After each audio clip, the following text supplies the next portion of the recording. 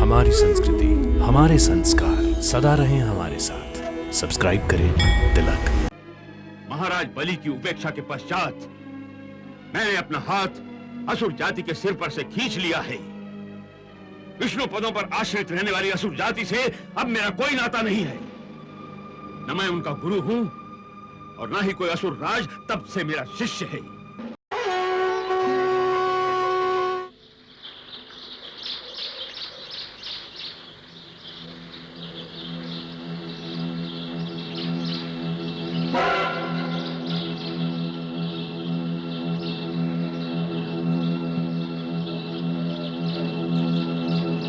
असुरराज की जय हो।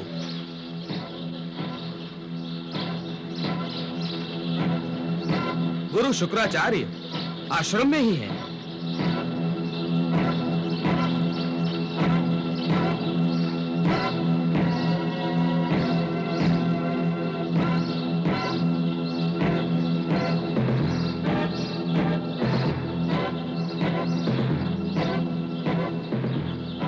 ठहरिए राजन।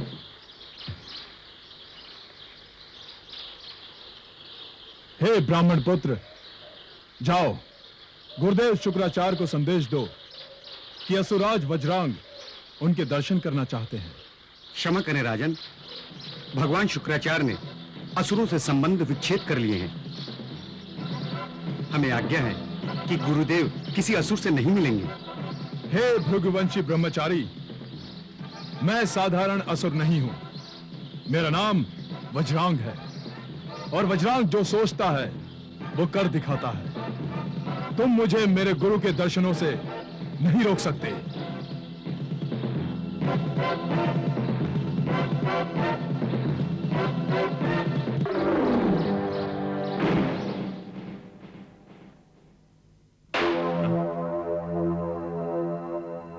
कौन?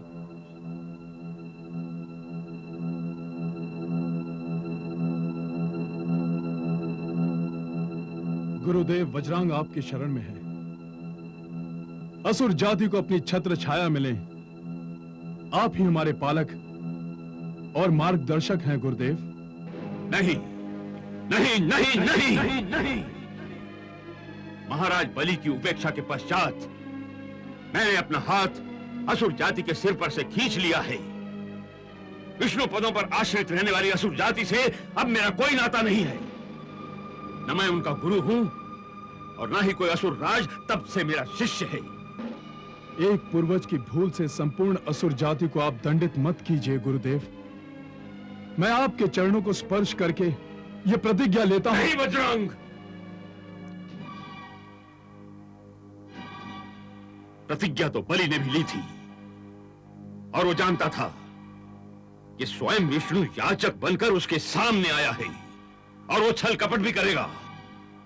फिर भी उसने मेरी आज्ञा की अवहेलना करके समस्त असुर जाति को देव जाति में तिरोहित कर दिया। तुम्हारे उस पूर्वज ने अपने गुरु की आज्ञा का निरादर किया है वज्रांग। मैं उसे कभी नहीं भूल सकता, कभी नहीं भूल सकता मैं उसे। मैं क्षमा प्रार्थी हूं गुरुदेव। क्या आप अपनी माताश्री के हत्यारे विष्णु को भूल सकते हैं? कदापि नहीं, कदापि नहीं।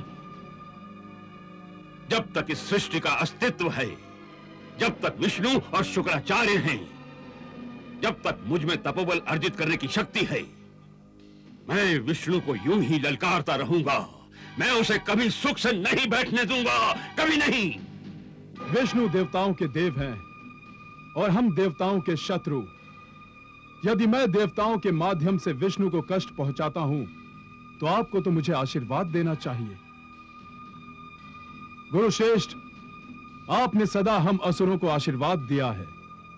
अपने तपोबल से हमें सदा बल सौंपा है। हम अंधों की आंख बनकर आपने सदा हमारा मार्गदर्शन किया है।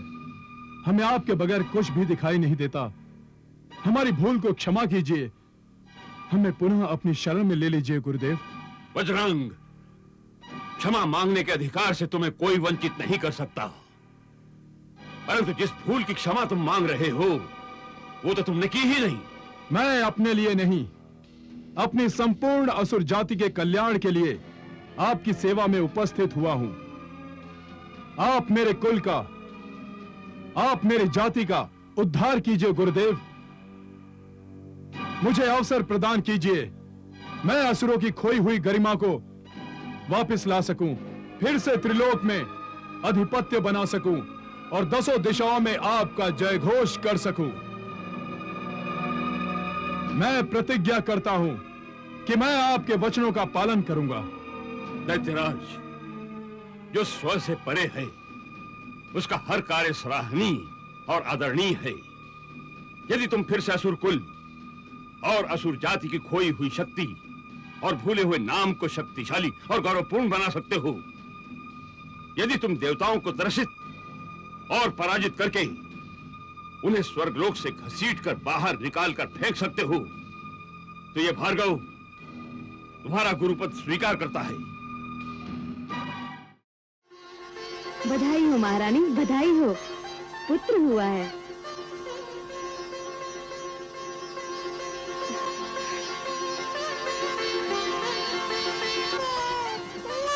प्रणाम गुरुदेव। पुत्र जन्म की बधाई हो रानी। गुरुदेव, इसे आशीर्वाद दीजिए। ये सारे ब्रह्मांड को अपने चरणों में झुकाएगा। ये असुर जाति का शिरोमणि बनेगा और इंद्र से अपने पिता के वध का प्रतिशोध लेगा।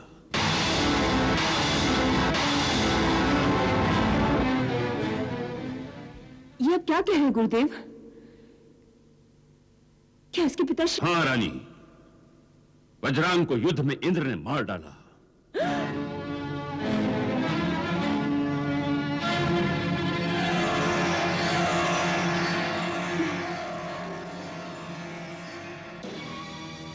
नहीं, नहीं,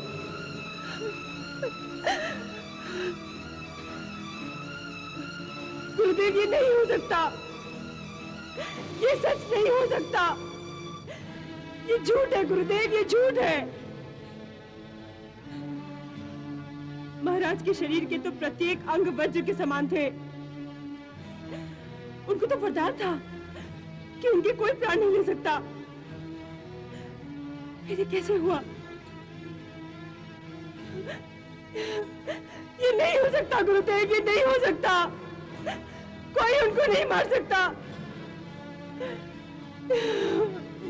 नहीं हो सकता।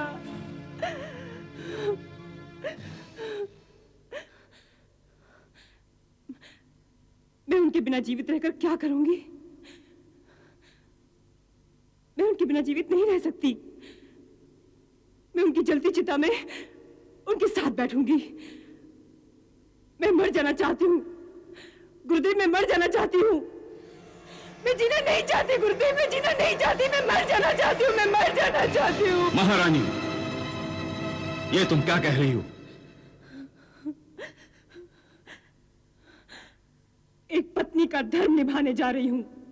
तुम्हारे मन के भावों की भाप ने तुम्हारे मुख दर्पण को इतना मलिन कर दिया है कि तुम अपना स्वरूप, अपनी दशा और अपने कर्म को भी नहीं पहचान पा रही हो।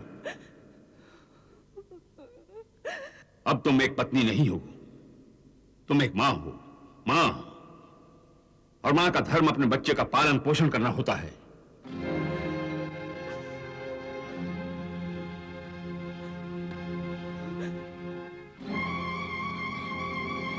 इस कलंकारी का पालन पोषण,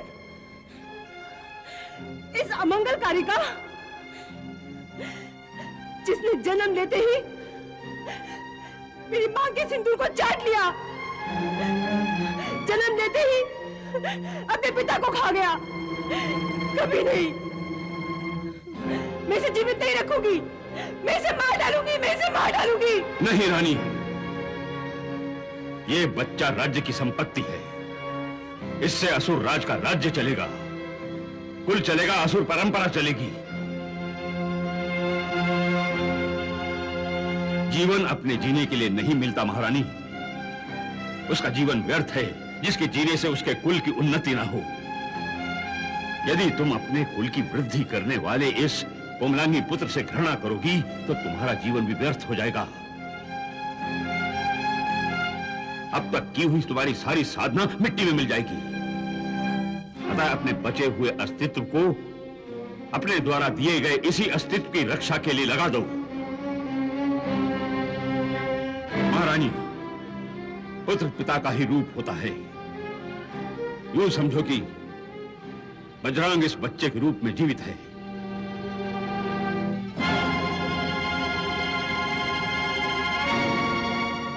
केवल तुम दोनों का नाता बदल चुका है। पहले तुम पत्नी थी और अब तुम मां हो। अतः इसे ममता प्रदान करो, इसका तिरस्कार मत करो। इसे प्यार करो रानी, इसे प्यार करो, क्योंकि यही असुरों का तारणहार है। यही त्राता है, तारक है, जिसने पैदा होते ही पूरी सृष्टि में हलचल मचा दी हो, वो तारक ही तो है। तारक है यही, तारक है यही। हम इसे नाम देते हैं तारक। तारक।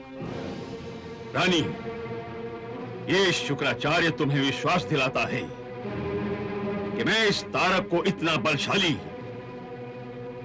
इतना पराक्रमी और इतना दूरदर्शी राजा बनाऊंगा कि देवता इसका नाम सुनते ही भाग खड़े होंगे। मैं इसके मन में देवताओं के प्रति इतनी घृणा भर दूंगा कि इसकी तलवार सदा देवताओं के सिर ढूंढती रहेगी। इसके पांव सदा देवताओं के यज्ञों का विध्वंस करते रहेंगे। ये बड़ा होकर इंद्र से अपने पिता के वध का प्रतिशोध लेगा। रानी, इसके कान में एक ही फूंक मारूंगा मैं। प्रतिशोध, प्रतिशोध, प्रतिशोध, प्रतिशोध।